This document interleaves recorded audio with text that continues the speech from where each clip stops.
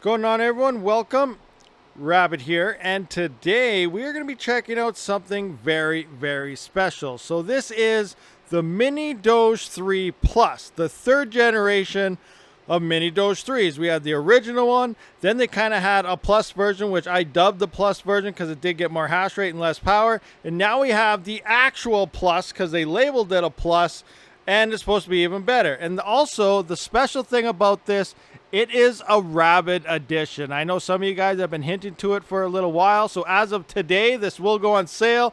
I will have a link to goldshells website down in the description. It is an affiliate link, so I do appreciate if you guys use it. But click on it ASAP and get these because it is very limited. So let's actually open up this box and see what we got. So in the top here, we do have a book here that does say Mining with Quality and Trust. And it has a whole bunch of stuff here. I haven't gone through it yet, but we will, check this out sometime here. So we're going to put that to the side here. Here is a bunch of stickers. I don't know if this actually comes with all of them or if it's just this one for me or what. I'm trying to be honest with you guys. I don't know, but those are some kind of cool Goldie stickers as well as Doge here.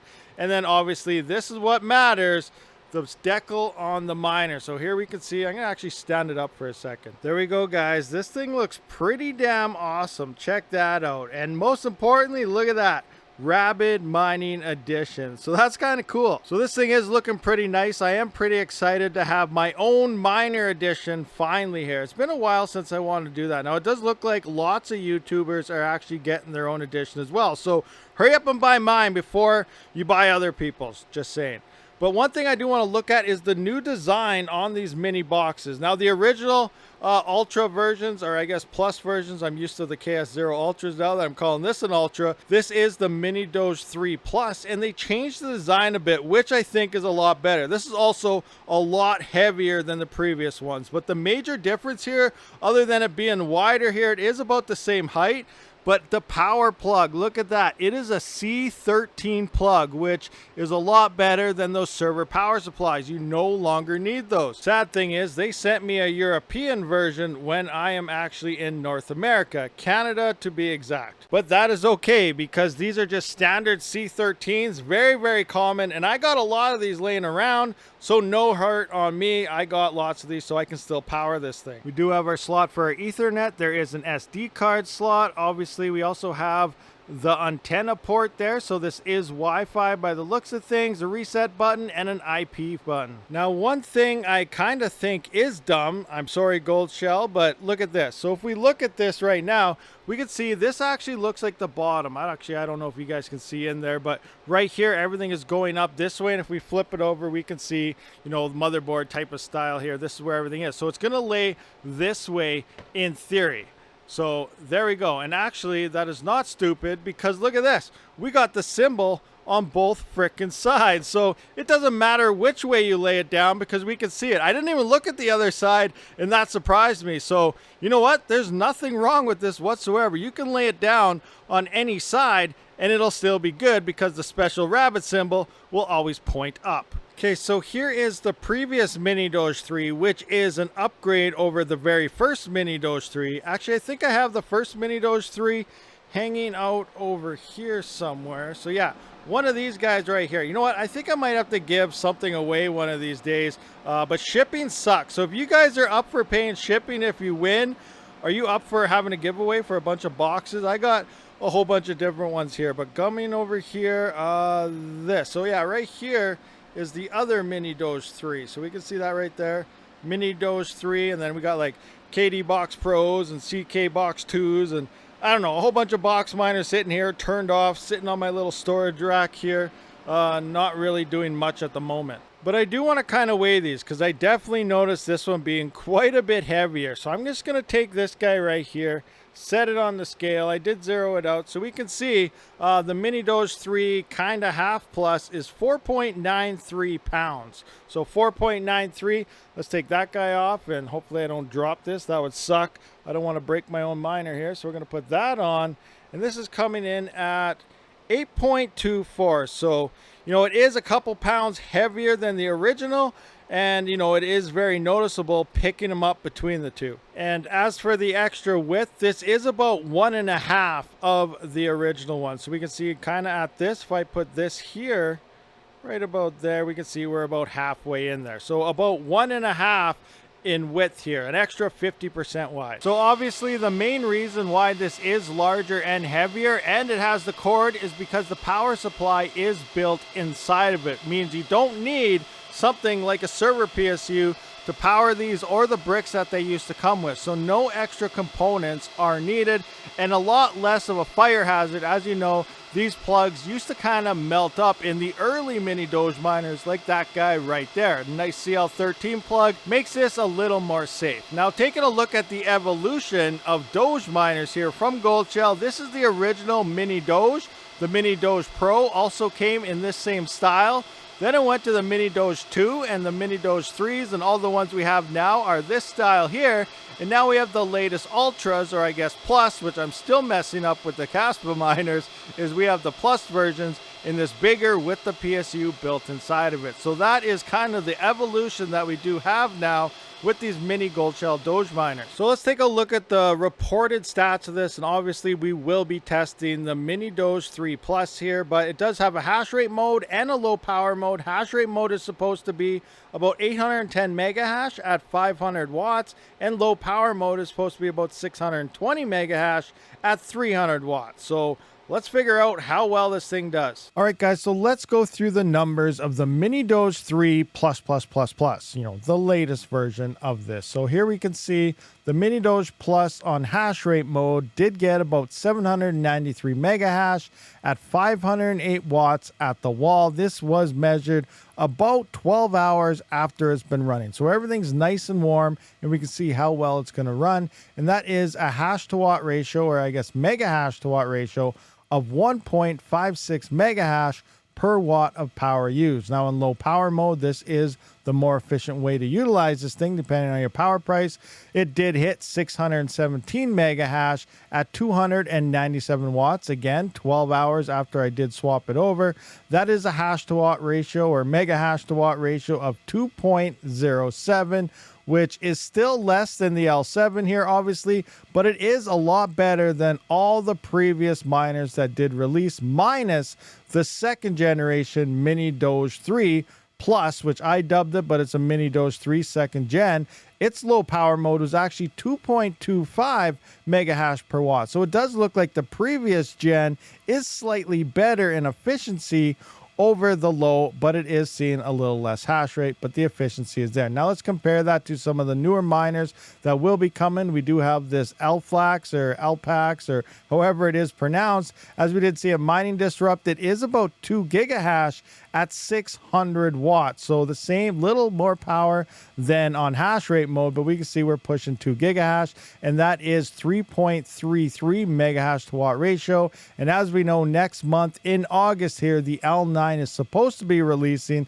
That is about a 16 gigahash numbers. The numbers are up in the air. It's anywhere from 16 to 18 gigahash. I'm still sitting around the 16 gigahash mark for 3,360 watts, but that is a mega hash to watt ratio of 4.76. So this thing is double the efficiency of this latest Mini Doge 3 Plus at 16 gigahash. It's giving you a crap ton of hash rate at such a high efficiency here, over double of the original Mini Doge. Actually not quite double, because it would be 5 point something. So it's not quite double the efficiency over the L7, but we are seeing a huge gap in efficiencies over that L7, making the L9 currently the best Scrypt miner when it does release. Again, hash blades and some other hardware is still up in the air. Now, I have been running this in low power mode because it is the most efficient setting, and looking over the past 24 hours in profits, you can see we made 0.00223329 Litecoin and 7.7141 Dogecoin. Now, keep in mind, 90% plus, majority of all your profits is coming from Dogecoin. It is not from Litecoin. So if you see anyone saying it's 50-50 and stuff like that, that is 100% wrong, where majority of the profits is coming directly from Dogecoin here. So looking at these numbers here, coming into CoinGecko, we can see for Litecoin, this made about 16.4 cents per 24 hours. So not very much. And coming into Dogecoin is about $1.09. So you can see where all that profit is actually coming from here. But $1.09 plus 16 cents is a little over about $1.25, $1.30 or something in there. You can quickly add up the numbers for yourself so you can see where we are. And remember, those numbers are before power, and this was using about 297 watts. So you can dictate that based on your power price. So as mentioned, I have been using ViaBTC for mining my Litecoin and Dogecoin mixture there with Scrypt. This can also mine the Bell coin, which for a while it was the most profitable. I'm not sure how those are looking anymore, as more hash rate did pick up into that and the hype train has kind of disappeared. But some of the major things here is I like the daily emails that you do get when you get your payout here, as well as daily earning reports sent straight to your email, so you know if a rig has gone offline. You can keep up the track and see if you're losing rewards based on increased hash rates and so on. So it does keep everything nice and organized and seeing how your miners are actually performing. On top of some other nice options that ViaBTC does provide is quick access to solo mining or changing your pool schematics here. So if we go into change, you can see I can swap over to solo mode or PPS plus mode if you prefer that. Personally, I do love the PPLNS method myself. It seems to be the fairest option to distributing coins to the miners, and you can only change this once per 24 hours, but it makes things nice and simple to do so right within their dashboard. And when coming into Scrypt, we can see that ViaBTC actually hit the first place pool. So it wasn't second or third not too long ago last I checked, but now it looks like it is in first for both Litecoin as well as Dogecoin. So it is a major player when it does come to the Scrypt algorithm. All right, so we'll be showing you how to set this up to ViaBTC, but before I do, I want to go over the temperatures. As we can see on CPB 0, we're at 52.6, and CPB 1, we're at 58.5. Now, I did put a fan on the backside of this, and it doesn't seem to affect any hash rate. So it does keep it nice and cool by utilizing a third-party fan on the back. So the first thing you're going to do once you do get into your dashboard here is unlock your miner by simply clicking on the unlock button. Click on that. It's going to ask you for your default password. That is just 123456789. So we're just going to hit that right here. It is recommended to change your password. Most of us probably don't. So now we're going to get rid of this. So we're going to come into the miner here. As you can see, the green shovel does mean it's working. So we're going to add a new miner. So here, ViaBTC is in by default, so you can simply click on that. It is going to give you the URL. Now we're going to go to the miner name. So this will be your account name. So your account here. In this case, mine would just be Rabid Mining. So I would go Rabid Mining like so. And then name your worker whatever you would like. So I'm just going to go mini Doge 3 plus with an extra S, because I already have mine named that. So that's all you got to do here. You don't need a password. You can put one if you want. Just simply put in X or 123 or whatever and hit the apply button. And that's all you really got to do. It should work. So now this is also how you set up multiple different pools or something. That way if one goes down, it'll go to the next one. If you want to switch to a pool, you simply take the shovel, drag it to the top. It will disconnect this one and then reconnect on the one you just set up. Now you can see that they're pretty much the same thing. And now we have a green miner here. This is now beginning to mine. So I don't want this. I want to go back to my original one. So I'm pointing this one back into here. And you can see that it will then take a few seconds and this one will begin again, meaning it got a successful connection, and it's a pretty simple process. Once you do that, you're going to pick your low power modes here. So I am in low power mode. You can go to low power or hash rate mode. I do prefer low power because I do like the efficiency here.